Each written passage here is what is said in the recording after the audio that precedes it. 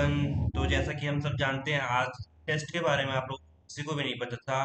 तो ये आप सबके लिए एक सरप्राइज टेस्ट के जैसा है, जो कि ये फर्स्ट टाइम है आप लोगों का, और इस बैच का भी ये फर्स्ट टाइम है। तो ध्यान रखना, इस टेस्ट में आपका कौन सा टॉपिक आएगा मैं भी नहीं बताऊंगा। जब आप टेस्ट के लिंक को ओपन करोगे तो आपको वहां पे दिख जाएगा। इतना ध्यान रखना, इस टेस्ट में आपको मिलेंगे 11 मिनट्स, और 11 मिनट्स मिलने के बाद आपके पास टोटल 15 क्वेश्चन। स्टार्टिंग में आपको अपना नाम फिल करना है, उसके बाद नाम फिल करने के बाद आपको अपना टेस्ट को नेक्स्ट ऑप्शन पर क्लिक करने के बाद सारे के सारे क्वेश्चन को अटेम्प्ट करना है। उसके बाद आपका टेस्ट क्लियर हो जाएगा, फिर आपको सबमिट कर देना है। ये रहेगा आपका टेस्ट का प्रोसेस। अब हम क्वेश्चंस पे चलते हैं, ठीक है।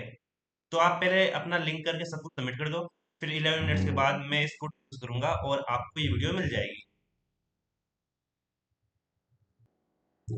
सो फाइनली अब हमारा 11 मिनट्स का सेशन खत्म हो चुका है। अब जो है ये लॉ ऑफ डॉट्स का क्वेश्चन आपको देखने को मिल रहा होगा, जो कि हमारा किस पे है, 15 क्वेश्चन है जो कि आपको 11 मिनट्स दिए गए थे। तो हम इसको डिस्कस कर लेते हैं थोड़ा। सबसे पहली बात, what is a dot? Very simple सा क्वेश्चन, ये आपका लॉ ऑफ डॉट्स से क्वेश्चन था सारे के सारे। सबसे पहली बात, ये एक सिविल रॉन्ग है, क्रिमिनल वाला तो जाएगा नहीं कहीं ना कहीं, ब्रीच ऑफ कॉन्ट्रैक्ट होगा नहीं, कॉन्ट्रैक्ट का बात ही नहीं किया गया है, कॉन्स्टिट्यूशनल रेमेडी का बात नहीं किया गया है, तो क्या होगा? सिंपल सी बात, सिविल रॉन्ग। डॉट कुछ भी हो, सिविल रॉन्ग होता है। मैंने इस लेक्चर में, जो मैं अपना लेक्चर करवाया था आपको डॉट लगा, उस पे बहुत बार बताया था, डॉट इज अ सिविल रॉन्ग से हम क्या कहते हैं? दीवानी गलत कार्य। ठीक है, अब हम चलते हैं दूसरे क्वेश्चन पे। Which of the following is an essential of डॉट? सी, इसमें क्या होगा? ऑफर एंड एक्सेप्टेंस किसमें था हमारा? ऑफर एंड एक्सेप्टेंस था हमारा कॉन्ट्रैक्ट वाले चैप्टर में। कंसिडरेशन भी था कॉन्ट्रैक्ट वाले चैप्टर में। रजिस्ट्रेशन भी था किसमें? कॉन्ट्रैक्ट वाले चैप्टर में। जहाँ पे बस हमारा बचता है क्या? Legal injury. So answer is the legal injury. जिसने भी लीगल इंजरी को टिक किया है वो सही है। आप इस वीडियो से देख सकते हो कि हमारा क्विज कैसे होता है, अगर आप यूट्यूब पे ये वीडियो देख रहे होगे तो। बाकी आपको यहाँ पे हिंदी में भी मिल जाएगा और इंग्लिश में भी मिल जाएगा हमारा क्विज, और जो मॉक टेस्ट है वो भी। अब हम तीसरे क्वेश्चन पे चलते हैं। विच of the following is not a torque? देखो, इसमें कई सारे क्वेश्चन मीन्स कई सारे लोग गलत किए हैं। क्यों? क्योंकि इस ऑप्शन में नॉट था और लोग ध्यान नहीं दिए और जल्दबाजी में गलत किए हैं। यहाँ ध्यान देना, डिफेमेशन इसमें नहीं होगा, नेग्लिजेंस भी नहीं होगा। नेग्लिजेंस देखो, डिफेमेशन हमारा टॉर्ट का पार्ट है, मैंने आपको बताया है ऑलरेडी। नेग्लिजेंस भी टॉर्ट के चैप्टर में आता है, ट्रेस पास भी टॉर्ट के चैप्टर में आता है। यहाँ पे कॉन्ट्रैक्ट जो है वो नहीं आता है, तो फिर ये क्या हो जाएगा हमारा? ये हो जाएगा ब्रीच ऑफ कॉन्ट्रैक्ट। तो इसका आंसर क्या होगा? ब्रीच ऑफ कॉन्ट्रैक्ट, क्योंकि यहाँ पे पूछा था नॉट आ टॉर्ट। कौन सा टॉर्ट के चैप्टर से नहीं है? तो कॉन्ट्रैक्ट अलग है, टॉर्ट अलग है, तो answer is tort means breach of contract. तो जिसने भी ऑप्शन नंबर सी को टिक किया है उसका बिल्कुल सही है।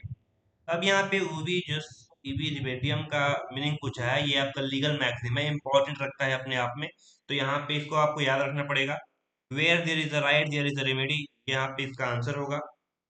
लॉ इज सुप्रीम, अगर आप इसे पढ़ने लगोगे तो फिर आपको भी पता चलेगा। देखो, यहाँ पे REMEDIM लिखा हुआ है, तो रेमेडी मतलब क्या हो सकता है? रेमेडी ही हो सकता है। शॉर्ट फॉर्म ऐसे से करके क्लासेस में आपको बताई जाएगी, ठीक है।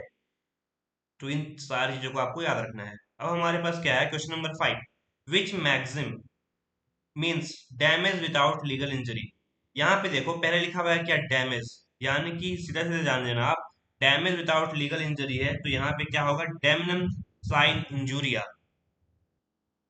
तो यहाँ पे आपका आंसर क्या होगा? डेमनम साइन इंजूरिया। अगर यहाँ पे होता injury without means damage injury करके कुछ होता, तो फिर आपका आंसर कुछ और होता। इंजूरिया साइन डेमनम यहाँ पे दूसरा चीज है, लेकिन आपका ऑप्शन का आंसर क्या होगा यहाँ पे? डेमनम साइन इंजूरिया। ये है क्वेश्चन नंबर 5। इसका मतलब क्या होता है? वास्तविक हानि बिना कानूनी क्षति पहुंचाए हुए। तो ये होता है डेमनम साइन इंजूरिया। इसका एग्जाम्पल मैंने दे करके आपको समझाया है क्लास के लेक्चर में, तो ये भी आपको गलत नहीं होना चाहिए। अब हमारे पास क्या है? डिफेमेशन।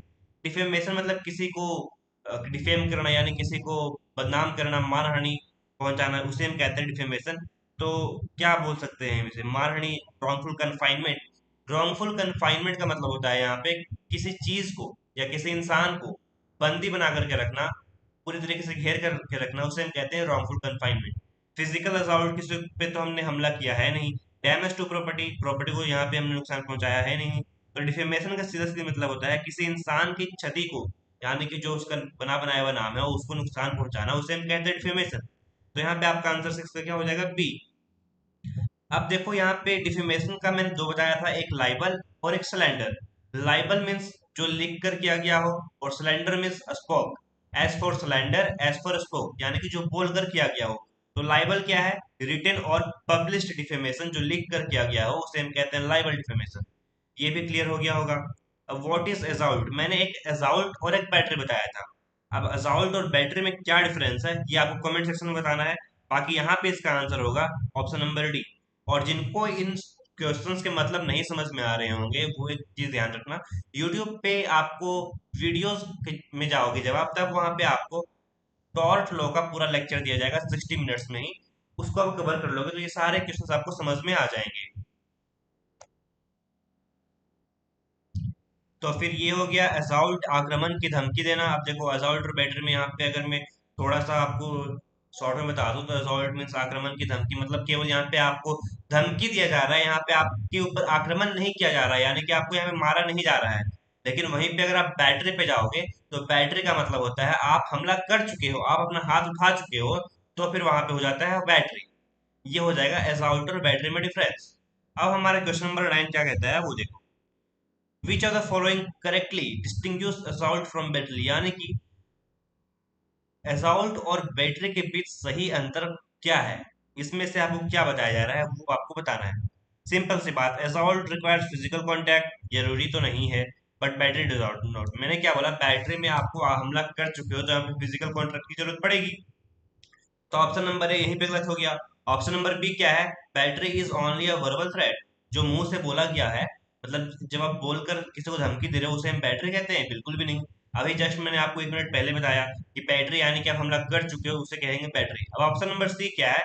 असॉल्ट इज एप्रीहेंशन, यानी कि एप्रीहेंशन हिंदी में पढ़ो आप। असॉल्ट तत्काल बल प्रयोग की आशंका है, मतलब आप बस उसे धमकी दे रहे हो, यानी कि आप किसी को मार रहे हो तो उससे लग रहा है कि मुझे मारने आ रहा है लेकिन तक मारा नहीं है, उसे हम कहते हैं असॉल्ट। तो वहीं पे लिखा हुआ है बैटरी वास्तव में अवैध बल का प्रयोग हुआ, यानी कि आप सही में उस पे प्रयोग कर चुके हो, हमला कर चुके हो, उसे हम कहते हैं बैटरी। तो असॉल्ट और बैटरी का यहाँ पे डिफिनेशन क्लियर दिया गया है, हम दोनों के बीच समझ पा रहे हैं। तो option number C is the right answer. अब हमारे पास क्या है, question number 10। Which of the following is an example of battery? Assault और बैटरी में आपको डिफरेंस समझा दिया है, तो यहाँ पे इसका